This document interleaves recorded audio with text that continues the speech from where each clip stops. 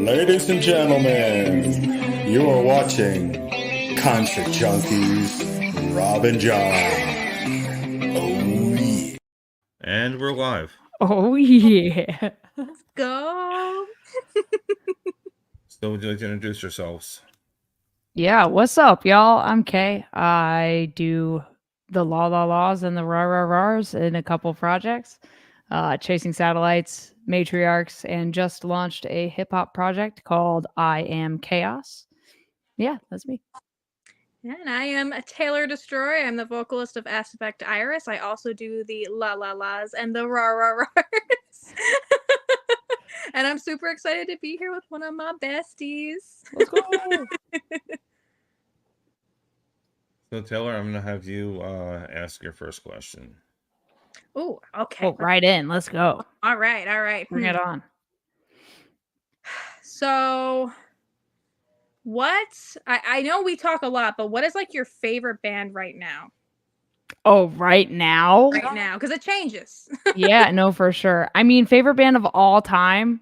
I'll start there because anytime anybody asks me, I say this band, and people are like, "Wait, that one band?" So my favorite band of like all time is probably Medina Lake, and That's a throwback. yeah. Well, I've like followed that band from the beginning, since before they were like active touring. The bassist and the singer are twins, and they were on Fear Factor Twins, which is where I found them. And Joe Rogan made them sing on an episode of Fear Factor. They went on to win Fear Factor Twins, and they used that money to like launch their band. And I thought that was pretty cool. So kind of followed them from there. They went through a bunch of like life stuff. The bass player Matthew got like horribly attacked in an alleyway trying to like stop someone from assaulting his girlfriend, not Matthew's girl. Like this guy was like assaulting his own girlfriend in an alley, and Matthew was like, "Yo, maybe don't do that." Yeah. And the guy ended up like knocking him out and curb stomped him, and he was in a coma for like months, and we didn't think he was gonna make it. Raised money for like medical expenses. He ended up obviously surviving, and wanted to get back to like making music, and so they kind of continued a little bit here and there. Now he does a lot of work with Charity Bomb, which is an organization that helps musicians that are in need, whether they are battling cancer or if they have like unexpected medical bills. And I've worked with Charity Bomb on a couple events, thanks to the stuff that I did with Alternative Press during like the 2017-2018 period that I worked with them. I've done some stuff with them since then. And then Medina Lake just played some sideshows at When We Were Young. They're doing a UK tour, and they might do some US touring in 2025. So if they do that, I need Chasing Satellites to play with it. It's like been a dream of mine, and now that they're like kind of getting back into the swing of things, like I'm dying to tour with them. It would be like a dream come true. But right now, like as far as favorite band goes, I might have to like hold on. I'm just gonna go to like what on repeat. I think that will be the best way. Yeah. Dang. I mean, there's so much good stuff. The new Rain City Drive album's really good. I have like 6 Throne songs in my on repeat playlist. I just got really into the Pretty Wild as well. Yeah. So they're pretty heavy in my rotation right now. And when I got into them, I didn't realize that they used to make like country music. Like they started. Yeah.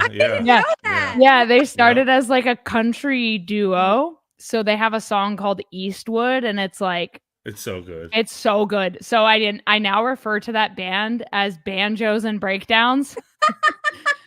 Because they literally have banjos in their old songs, and now they do like breakdowns and stuff. So yeah, that's my Banjos and Breakdowns band. I saw a clip of them. I don't know what song.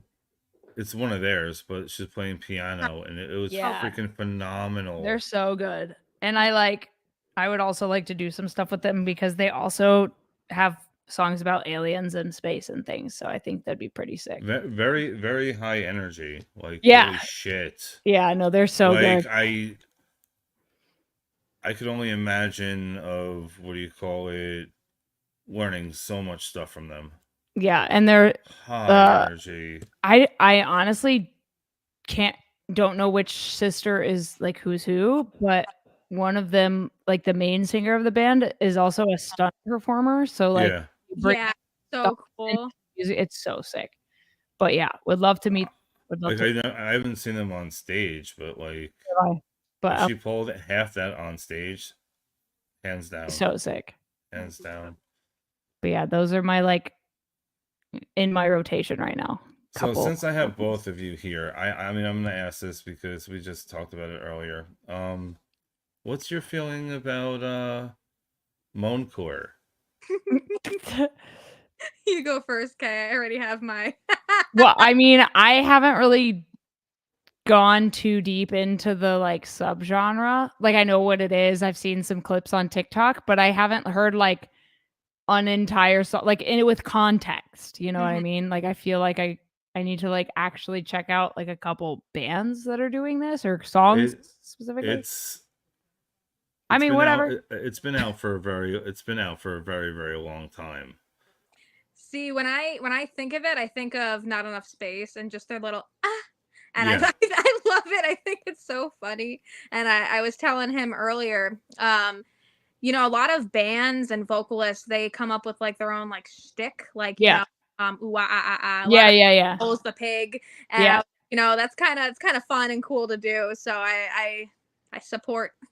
Yeah, I mean anything that like kind of makes you a little bit different is cool, and also like in the world of like virality and like trying to get, you know, the attention of people, you kind of have to do some wild stuff every now and then. So I mean, I'm all for it. Do whatever you got to do to like get the bag, because we all know in music it's hard enough to do that. So even being a podcaster, it's hard to get the bag. I'm saying I've been podcasting forever, and nope.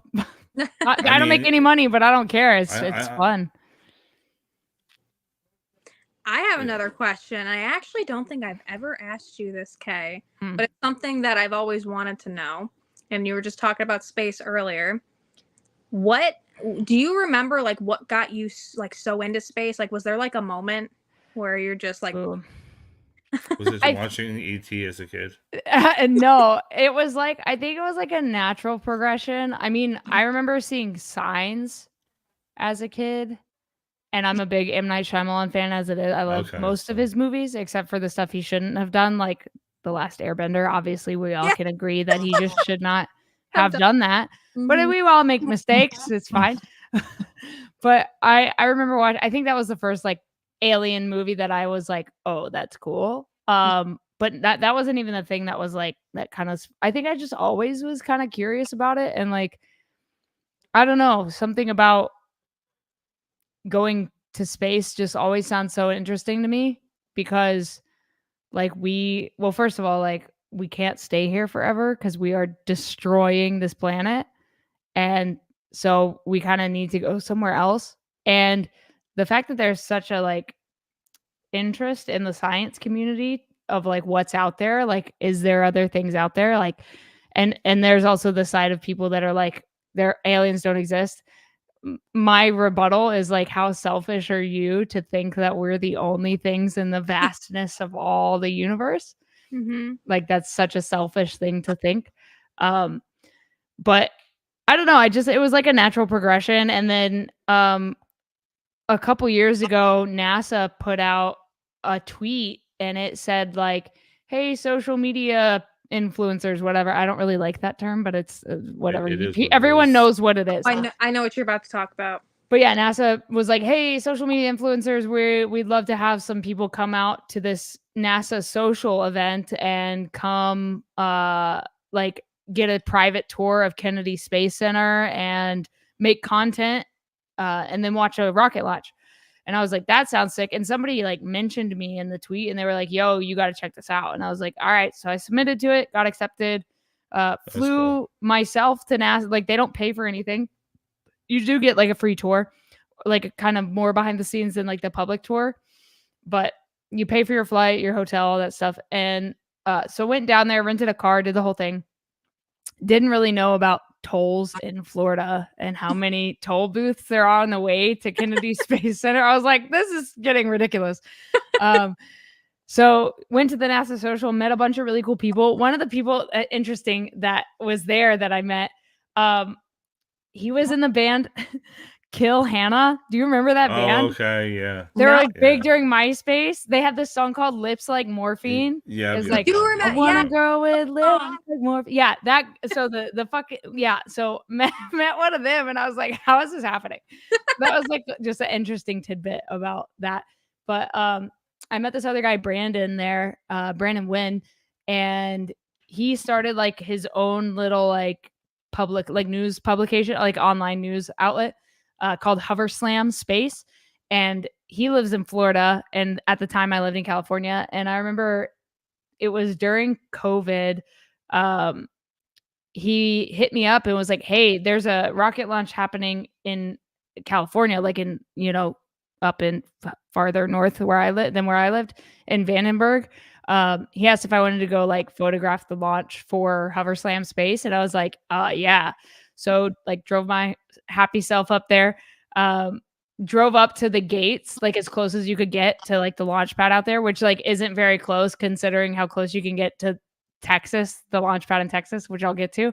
But I shot like some photos of the rocket like outside the gate at night when I got there, and then the next morning was the launch, and I like tried to get close, and then the police like barricaded the road, and they were like, because of COVID, we don't want people congregating, so like you can't be here. So they kind of like pushed us away. So we all met up in a field, like in a farmer's field, like hundreds of people. We just like congregated like 2 miles farther out. And so that was the first time I like saw like an actual rocket launch, because that one in Florida I actually had to leave because they pushed the launch by a day and I just couldn't afford to stay another day. Yeah. For the rental car, change my flight, all that stuff. So I missed that launch. So the one in California, it was my first time seeing a Falcon 9 take off and come back. And I was like, this is the craziest thing I've ever seen in my life. So that was the first time I saw a launch. And then 2 years ago, I saw a post online on like a freelancing site. And this guy, his username was the Space Nerd. And he made a post and it was like, hey, I'm looking for somebody who's like a space enthusiast that wants to go to Starbase in South Texas and film a rocket launch at SpaceX. And I was like, hello, I am nerd. I would like to do. So for the past 2 years, I've gone down now 4 times to Starbase in South Texas. And I have now filmed and photographed 1, 2, 3 rocket launches out there, including behind the scenes. And I just shot for the first time on a film kit, like an old school film camera, film photos of the booster after it. So the last one, they launched the rocket and then they brought it back, the booster, and they caught it in these like little chopstick arms. And it was amazing to see. And we have like all the launch footage. We put like 30 GoPros around the launch pad. And SpaceX in Texas, you can almost go up and like touch the rocket ship. Like the closest you can get their property line is like, I don't know, 500, 1,000 yards, whatever, away from the actual 23-story tall rocket. And so you can walk up to the property line and the rest of it is just like nature reserve. So yeah, we did the last one. It was amazing. This is actually, that's one of my film photos that I just framed on my wall of the booster. Nice. Unedited. There's no Lightroom editing. That's literally straight out of the film camera, processed and printed. That's so cool. I by collect vintage cameras. I don't know if you knew that. I did not know that, but I now also am collecting vintage cameras. I just picked up like 6 rolls of film today. I actually have one of the cameras you use for film school. Oh, nice. What do you call it? The only thing that didn't got it secondhand, so I don't have the converter. That's all Yeah. I don't have the converter to bring it to the laptop. The tape goes in and Oh, need old to school, like need wow, need that's to crazy. find one of those. Very cool. Yeah, you can. It's like a reel-to-reel converter. I think you can get one on like eBay, but I never did like film, like video. I never got to learn that in school because I studied overseas, and it was just too expensive to like get the film processed and shipped and taken care of. So we just did digital. So now I'm learning about film and how to handle it and take care of it. And going through the airport is so stressful because I'm like, hi, please don't put my film through the fucking x-ray machine. You have to like hand swab it and make sure. So It's crazy. speaking of that, if I'll have to send you the website for it, but certain airlines will if you're press give you free check-in your camera bags and stuff. Yeah, so they're not doing that anymore unless you're like CNN or like a major news outlet. But anybody used to be able to just like print a media badge and they would be like, sure, okay.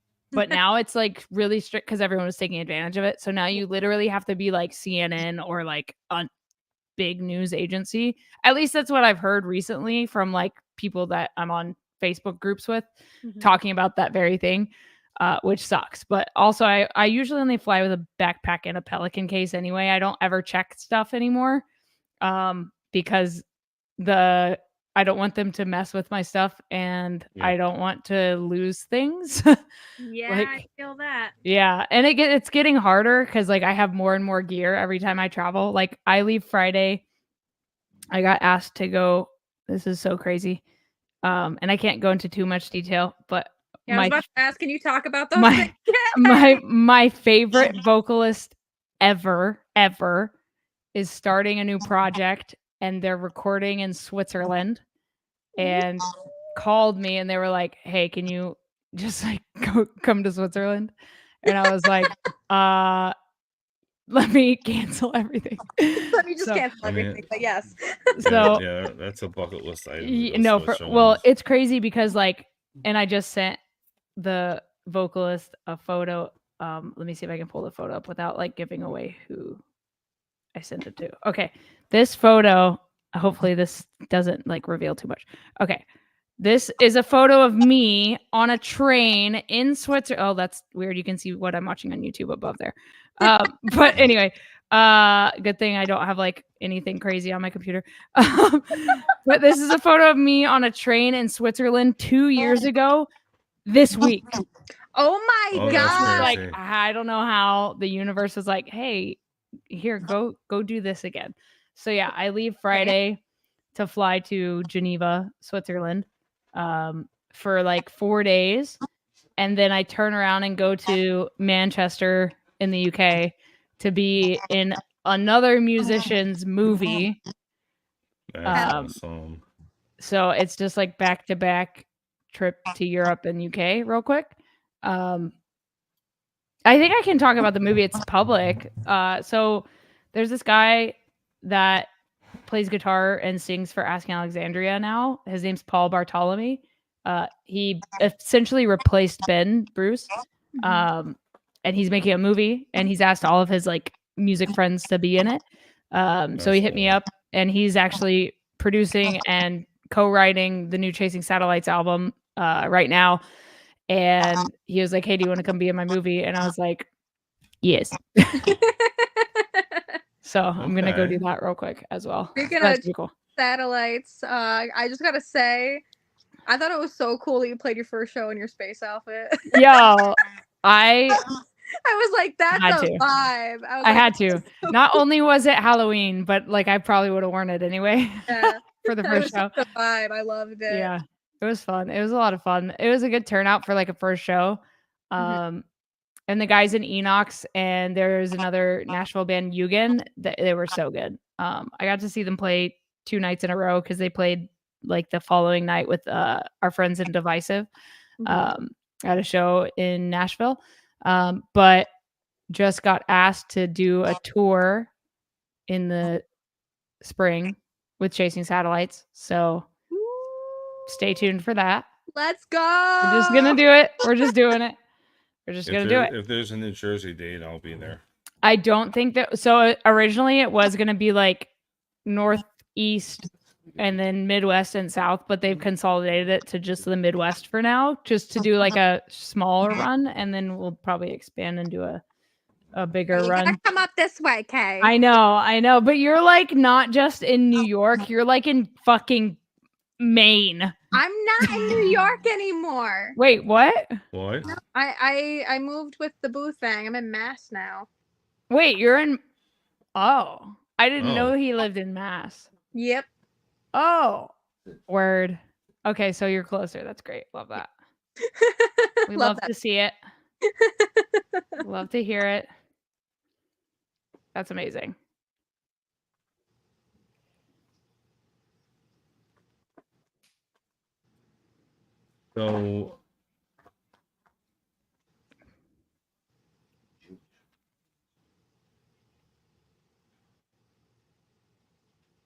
So what are your top 5 bands, female fronted, that you think are gonna dominate this year coming up?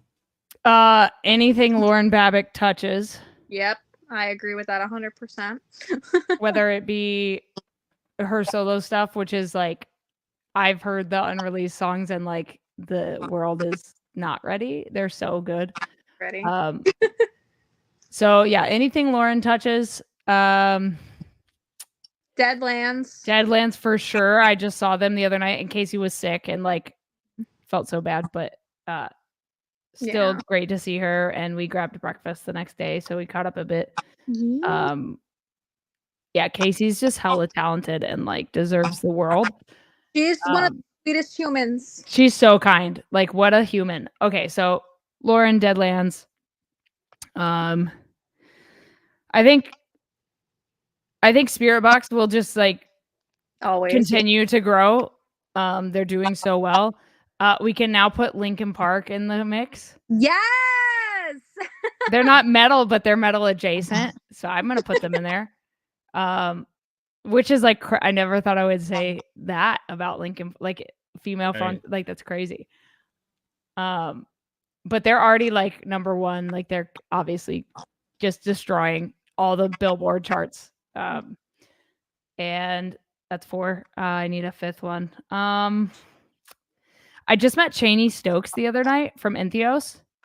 Ooh. She lives here in Nashville, and so she was at the Divisive and the Deadlands show. So I think Cheney's gonna do some sick shit. But I also think the Pretty Wild is they're due for a blow up, so I'm gonna put them as my 5th. So yeah, that's my 5. I think I agree with everything that you just said. So to go through my list, it was gonna be like the same thing. Yeah, anyway. mine's a little different. Sure. But I'm always gonna say Dying Oath. I'm always gonna say Anoxia. Pretty Wild. Since I mean I know they're not new, but to me they're newish. I Not Enough Space is gonna do something. Sure. Oh yeah. Sure. I mean there's a lot. I mean there's a lot of bands that came out, but yeah. Jesse's in a new band too. Wait, what? Full Metal Jessie? Yeah. She's in a new band now. Wait, called what? I don't remember. Is it out like public? I don't know if it came out or not yet. I just remember seeing the pictures and I was Jesse's in Japan right now, right? I know. The Yeah, fuck? she's in Dude. Japan. I want to go Living so my bad. dream. Yeah, living my fucking dream. I'm trying to go for New Year's because I think New Year's in Japan would be just insane. But I want to go by myself. Like I don't want to ask someone else like, "Hey, are you hungry?" Like I don't care. I just want to go alone and just experience Japan. And it's like the safest place you could go be alone. Oh, it really is. Yeah. So like my parents wouldn't be like, I don't think you should do, not that my parents would do that. I travel alone all the time to meet strangers and film things for them, but I've never gone on like I don't think I've ever gone on like a solo trip where I'm not headed to like meet a client. Mm-hmm. So I think that might be a bit different. Solo trips for me is going I go to a lot of concerts by myself. Yeah, same. Yeah. Like I went to go see Pink by myself. She was playing Sheryl That's Crow. sick. Oh, you know what's tonight? And I'm so bummed. I almost spent $600 on one ticket, but I was like, What? don't do that. So Billie Eilish is playing here tonight. I've seen her twice. I saw her here in Nashville and I saw her in Australia, and like her shows are just in my friend was her head of security, so to be fair, I didn't pay for those tickets.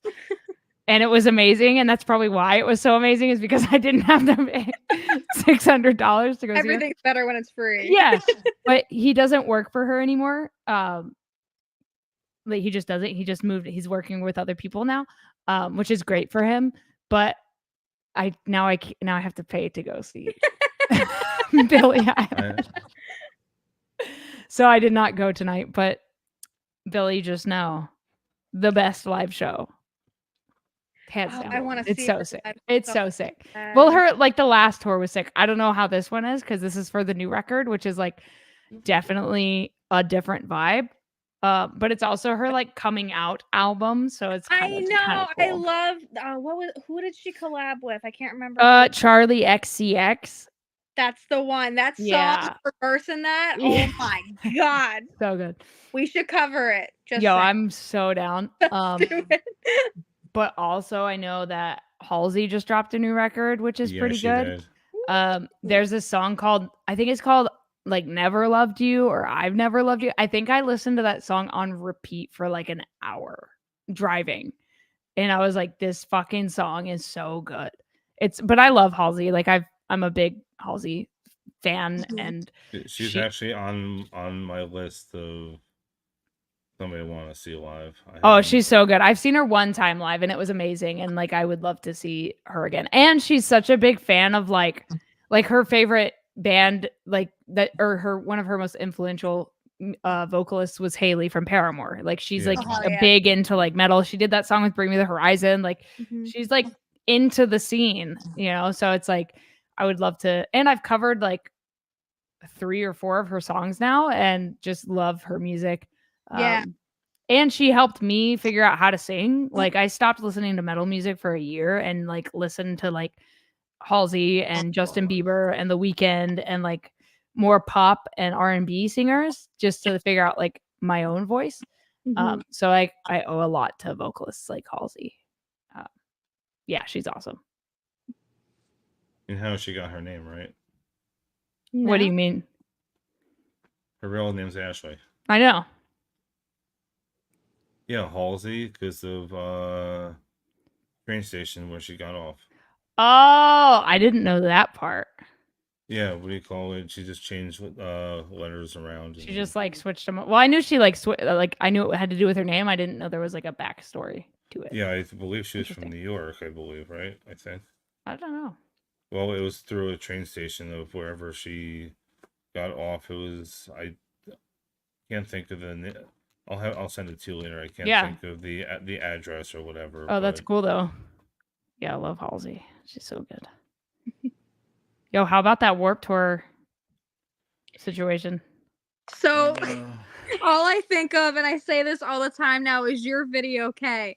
In this economy? Oh, I saw that and I was crying laughing. Yeah. And to be fair, like, I know like a few bands that are going to be on the lineup, which is why I made that video, because I was like, I'm going to be like coy and be like, I cannot confirm or deny. But like, I already had the routing. Like I knew, and I couldn't be the one to be like, this is the routing, because then those bands would have been like, actually, really? But yeah, I'm excited. There's also some other things happening that are Warped Tour related, which is cool. So those will be cool when they're also announced. I'm not going to announce them because I don't want to be that person. But there's like a lot of other things happening, which is cool. And also, like, can we talk about the resurgence of all these bands? Like Chiodos are doing a tour. Yes. Haste the Day just put a new song out. What? I didn't see that. Dude, it's not like my fave. Yeah, Aw. Crossfade. It's not the new Haste the Day song. Like, it's not like American Nightmare. It's not. It wasn't. I reacted to it and I was like, oh, cool. But I wasn't like, yeah, what the, you know what I mean? Like, I wasn't like over the moon. But I'm just stoked that they're doing stuff. Like, it's so cool to see these bands that are like, hey, let's dust these guitars off and do some stuff. So that's Mhm. super exciting. That's always exciting when bands come back to play. Definitely. Even if it's one gig. Yeah, for sure. I like for example, so Secrets, Richard is like a really good friend of mine. I've been friends with him since 2011. Oh my god. But he recently decided to like stop touring, and he's like has like another career that he's pursuing, and is very good at. So he's stepped away from Secrets, and they're continuing on to tour and make music and things, and go into like kind of a heavier direction. But they just announced, I think 5 or 6 shows in California in December, and he hit me up about them a couple weeks ago before the announcement, and I was like, "Yo, like, can Chasing Satellites jump on these, please?" But he was like, they asked him if he would do like 5 farewell shows with Secrets as Mhm. like a parting of Richard from the band. So they're doing that, and they just announced him like 2 days ago. But he was like, I'm not really like in Secrets anymore, so it's not up to me if who plays with them. Right. But I am definitely gonna hit up the bookers and try to like jump on those. Try to slither on in there. Yeah, or at least try, you know.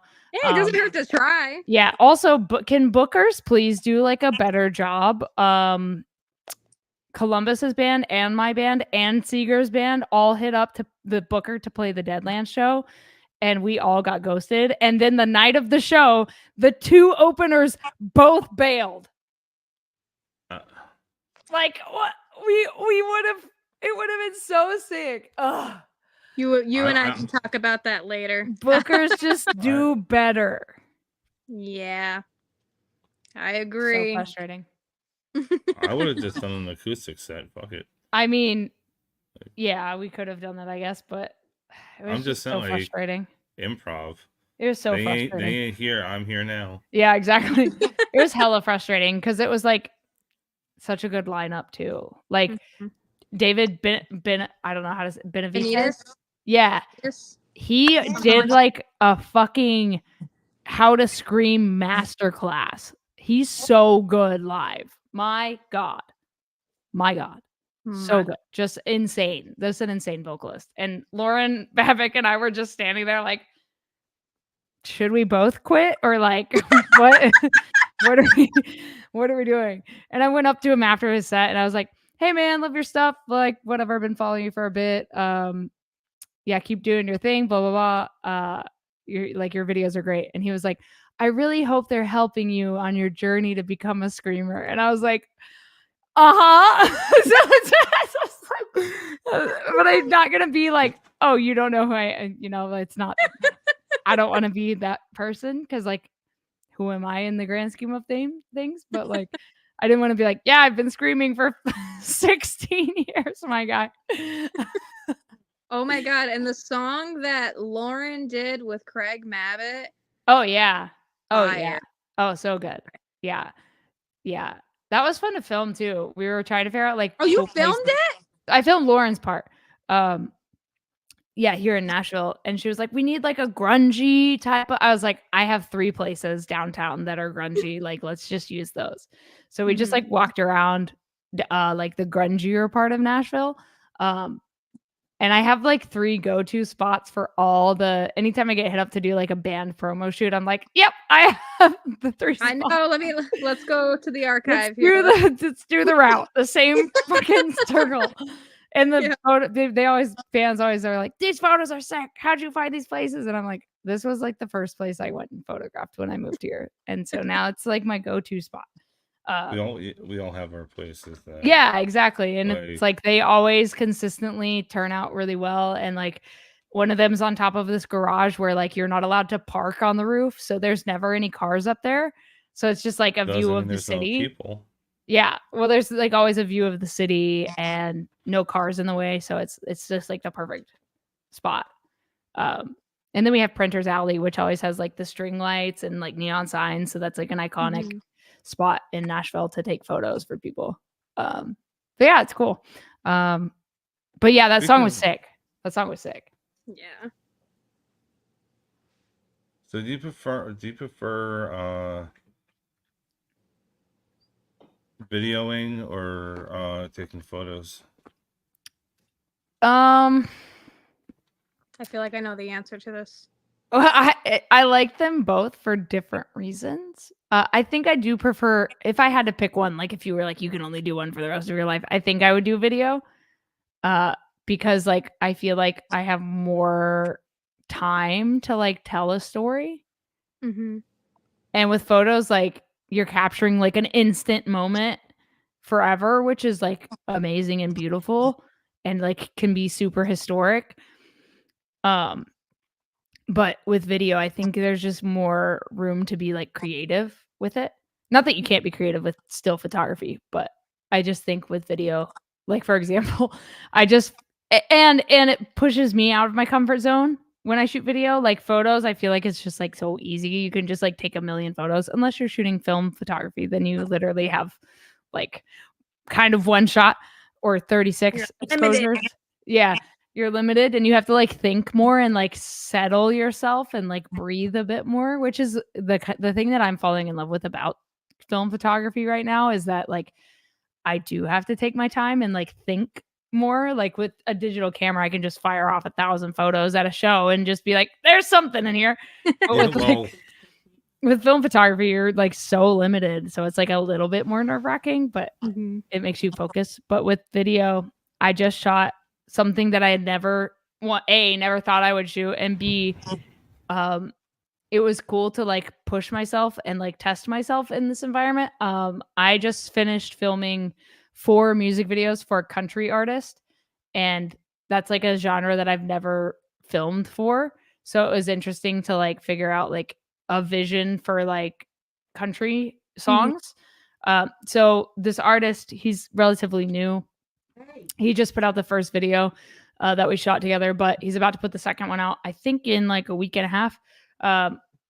And so he sent me this song, and there's a line in it that says like, I'll take you on that 8-second ride.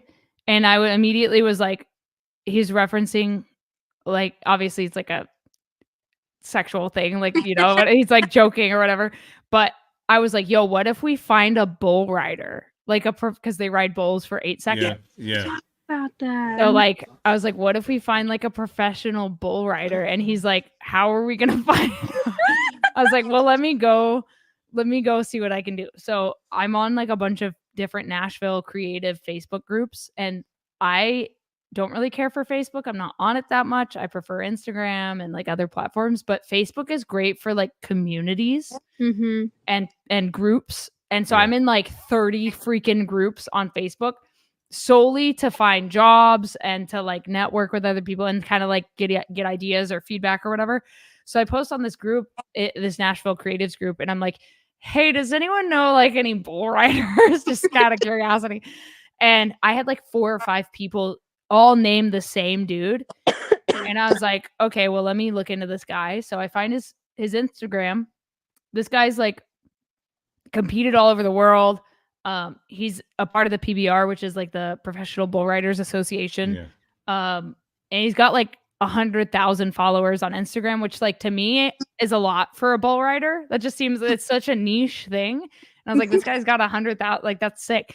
So I shot him a DM and I was like, hey, do you have any interest being in a music video? And he's like, I had to tell him like the details and stuff. And then he was like, I have to ask my agent. And I was like, I didn't know bull riders had agents, but makes sense. It's like wrestlers have agent, like every sport athletes have agents. So it makes sense.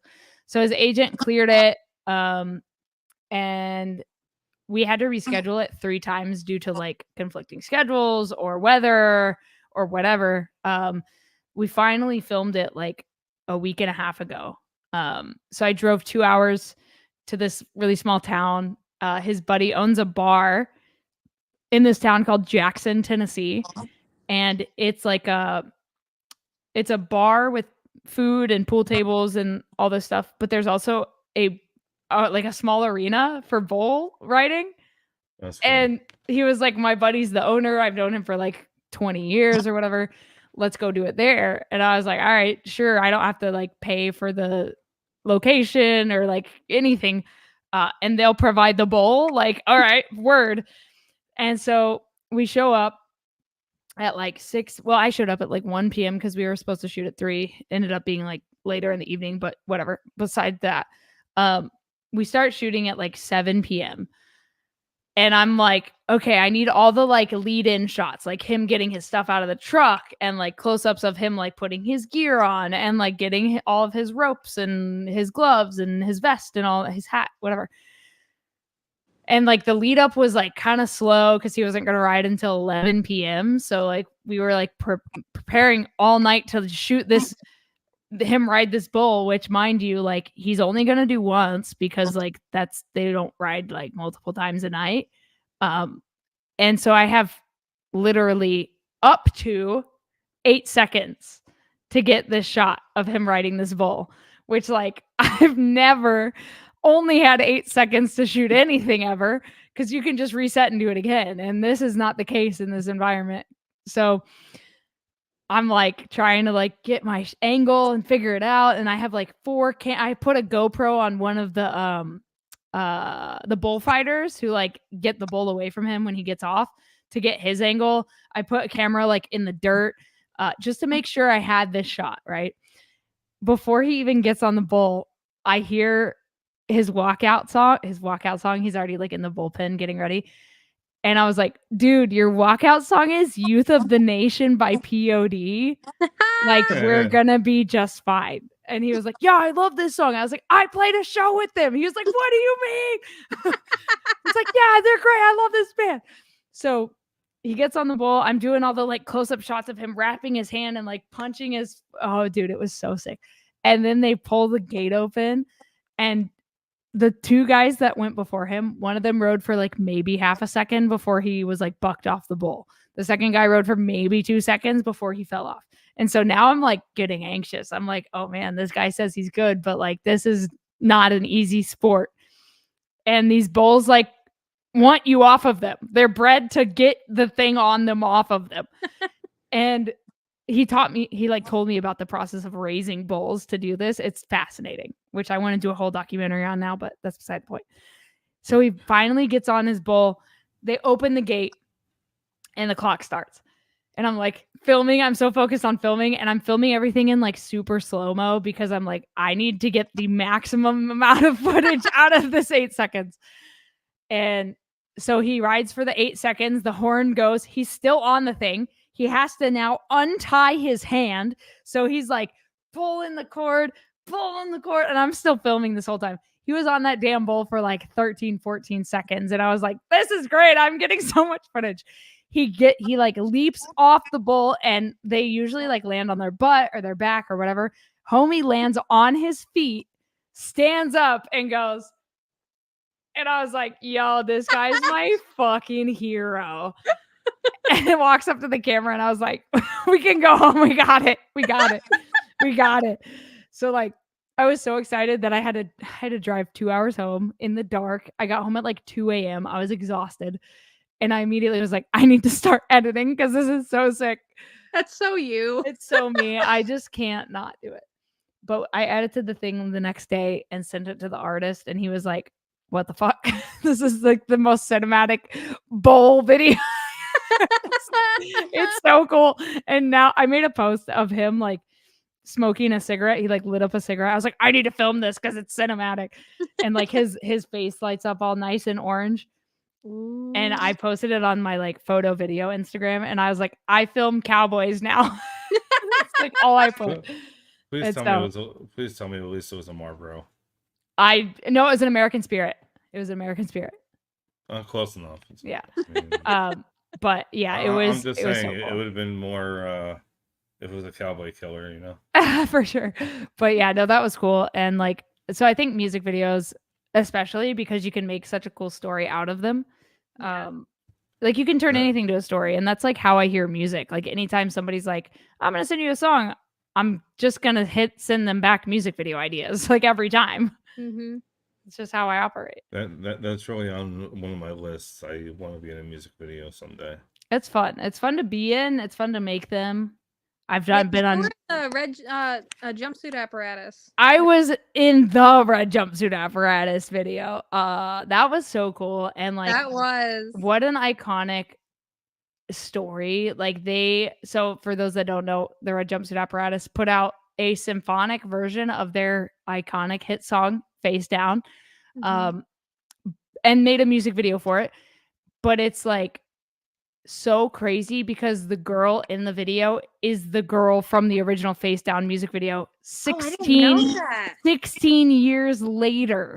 Wow. That's crazy. And the whole idea of the video is like where she is now. She got out of that abusive relationship and now she's like a film director. Like that's the concept of the video. I play the love interest. Our child in the video is Ronnie and Angela's son, Wolfie. Not only that, but Ronnie is wearing the same pair of Converse from the original video. He kept them. He kept them all these years. Oh my So god! if you watch the video, he's wearing the same shoes. It's crazy. I love stuff like that, like little Easter eggs. But yeah. Awesome. So it was really cool. Like when he asked me, he was like, "Hey, do you want to be in this video?" And I was like, "Yeah, what's the song?" He told me, and I was like, "I'm sorry, what the fuck?" I'm sorry. I'm sorry, just the only video that I watched over and over again as a teenager. Yeah, sure, I could clear my schedule. I'll be there. Yeah. And then they just put out their new song, Home Improvement, which is a demo or was a demo off of that album, the Don't You Fake It album. They like resurrected that from the archives. And there is a behind the scenes video that I filmed for that coming soon. I don't know when they're releasing it, but they have it. So yeah, you guys will learn more about like the making of that song and stuff in that video. So that's super cool. And their 2025 is going to be crazy. They just signed a label deal, which they haven't done since they got off Virgin Records like over a decade ago. So their 2025 is going to be so sick. Hell yeah. Yeah. So Secrets. I can't say anything. I know you're but fine. there are things. Don't be Tom Holland. They're doing things. So what's your feeling when you don't get credited on your photos or your video? I don't give a shit. It used to bother me, but it makes me appreciate when people do credit you. Like and I say this in all my reaction videos when bands put credit, like the new Linkin Park song, the Over Each Other, their new song or their new music video, they literally credited every single person that was on the set. That was a part of the music video. That was a part of the song. Down to like the fucking person that put the traffic cones out on the street. You know, like literally anybody that worked. Like I have so much appreciation and respect for bands that do stuff like that because everybody that is on those sets, like they're there to like help tell that story and to like be a part of something bigger than them. And so to be credited for like your work is like really important and really cool. But I'm not always credited, especially if you're on like a team. Like for example, I just filmed Machine Gun Kelly did like a pop-up show here in Nashville recently. And I was like, I'm just going to show up to the venue. It's like a newer venue. It's called the Sky Deck. It's like downtown on Broadway, like a rooftop stage thing. I was like, I'm just going to show up with my camera and like hope they let me bring it in because it's a new place. And it's not like LA where like everyone's so like uptight about that kind of thing. So I show up and open my bag and they're like, okay, cool, thanks. And I was like, sick, made it. So just walk in and I noticed there's like 10 photographers just kind of huddled in the side. And I was like, what's going on over there? So I just kind of like stood close, just whatever, trying to like overhear what's happening. And then MGK's content photographer, photo video guy, Sam Cahill, I like recognized him from, Twitter, Instagram, whatever. And he's like walking up to all the photographers and he's like, hey, what's up? I'm Sam, blah, blah, blah. Thanks for being here. Where are you? Like, did you get your the info about like where you're going to be posted?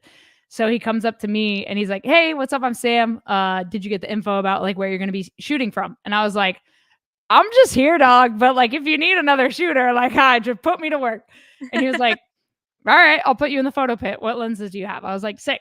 So I ended up helping this team shoot a live video for Machine Gun Kelly and Lainey Wilson. They did a collab of his new song "Lonely Road." That's like his like country crossover song. So we ended up doing a big video. I don't think they credited anybody in the video, but like I don't care. You know, it's not like a big like I'm not like pressed about it. I'm not gonna be like, yo, I need like I don't give a shit. It was just cool to be a part of that moment and like to capture that. And having worked with Machine Gun Kelly a couple times and like taken photos with him, it's cool that he's like a guy that like will remember you if you've like met him a couple times. And so like when he saw me in the photo pit, he like dapped me up and he was like, "Good to see you," whatever, which is like always a cool moment to have with like an artist, especially if you're like a photographer and they're like they've seen you a few times. But not only that, but like he's so good about remembering fans and like people that go to a lot of his shows, and like he really recognizes them for that. And there was this little girl that was on her mom's shoulders with like a sign, and it was like a photo of her with MGK. And he ended up bringing her on stage, and then he ended up bringing like all the kids at the show on stage. So there's like 4 kids on the stage singing with him, and it was such a cool moment knowing that like he's a dad as well, so he like loves his kid and wants to give these children like a cool moment that they'll remember that for the rest of their lives. Like I remember when I was like 4 or 5 and my parents brought me to like a country. I grew up in Oklahoma. I rode horses. I loved country music at the time. I still love, like, I have a huge affinity for country music, but they took me to a Martina McBride concert at this like big arena in Oklahoma. And she invited all the kids on stage. And so I remember going on stage as a kid at her concert. I'll never forget that ever. It was so like cool for me. And so like seeing moments like that, like that's like the next generation of like potential musicians that will pass that on. So it's really cool. And like I love seeing kids at concerts because like my parents used to take me to them. So I always like thank the parents that bring their kids to shows as well, because it's so special. And like I always tell them, like, you're lucky you get to be here. My parents limited me to 1 show a month because I was trying to go to every show growing up. My parents were like, we can't keep doing this. And I'm like, but I need it. It's the only thing I care about. I feel you on that. Yeah. Like, good-heartedly, I average about 36 concerts a year. Maybe more, depends on what's coming through. Or if I've already seen it before, I tend not to go again. Like, because if you know they're going to play the same songs. Like, it's interesting because like me and my friends here were talking recently, like what band have you seen the most? Like Taylor, what band have you seen the most? Periphery. How many times? 12. Jesus. I've never seen Periphery. I mean I love them. I can't like they are better live. What? They are better live. That's crazy. Like I've never been able to say that about a band, but that's holy crazy. Spencer is fucking incredible. Wow. And like I swear they don't mess up once. I swear Spencer doesn't go flat once, sharp, nothing. He like they're just machines. That's they're crazy. Incredible. Like on my end, I would have to say Korn and Seven Dust. Oh shit. I don't miss. Unfortunately, I had to miss Korn when they were here the last time because one venue I will never go to, and the other one was too expensive. I'm a pit guy. I'm not going to be. Oh sure. I'm not spending $404 for pit. Yeah. Not going to happen. Yeah. I don't miss Seven Dust and I don't miss Korn, Seven Dust, and honestly, if Fuel comes to town, but I don't know who I've seen the most because I tour for a living. So it's like, does that count? Like it's just hard. It's just hard to like figure that out. And I've seen a lot of bands a lot of times, but like one band that I still haven't seen live and it like kills me inside. And every time I like try to go see them, I end up getting called to go do something like out of town or like miss them by like a day. And this happened recently. I was in LA filming at Comic-Con and had to leave on the Saturday of Comic-Con to fly back to Nashville to then fly to Florida for another gig. I get home to Nashville that night. The gig in Florida gets canceled because of the hurricane. So I could have stayed in LA, which means I could have gone and seen Korn with Spirit Box, who I have not seen yet.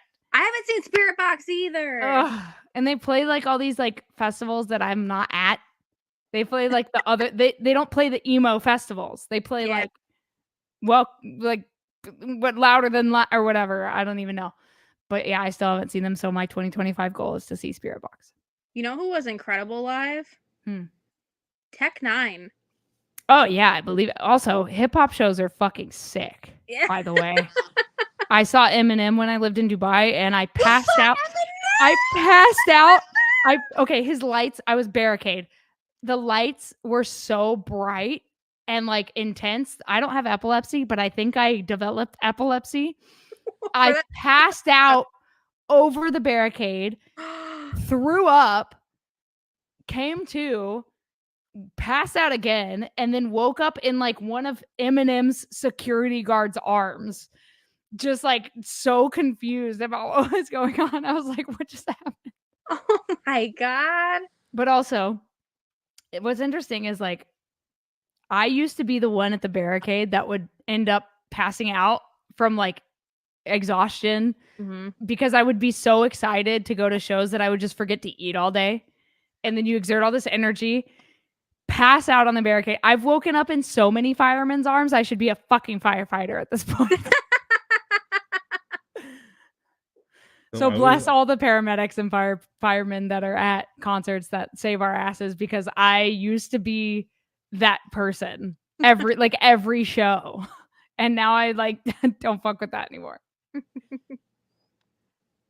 So I ended up going to see Snoop Dogg and yeah. Warren G and Wiz Khalifa or West Khalifa. I don't know how you pronounce his name. Wiz Khalifa? Yes. I say it wrong all the time. And Too Short was there. It was freaking phenomenal. It's crazy. I got to shoot NF the first time I watched him live. And you got NF? I saw, it was my friend Chakudi was a drummer. He since like unfortunately got in like a really bad motorcycle accident and like I don't think he can play drums. I think he's in a wheelchair now. Like it fucked him up.